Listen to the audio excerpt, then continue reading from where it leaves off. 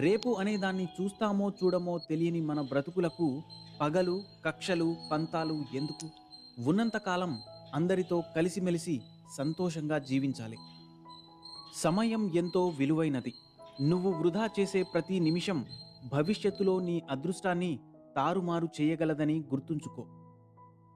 నమ్మకమనే చిన్న విత్తనం లేకుండా ఇష్టం, స్నేహం, ప్రేమ ఏ బంధము మొలకెత్తదు, మానుగా మారదు.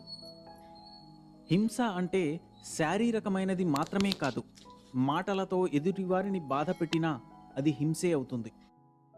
ఈ ప్రపంచంలో చెడ్డవాణ్ణి కనిపెట్టడం చాలా కష్టమైపోయింది. ఎందుకంటే చెడ్డవాడు మంచివాడి కంటే చాలా మంచిగా నటిస్తున్నాడు.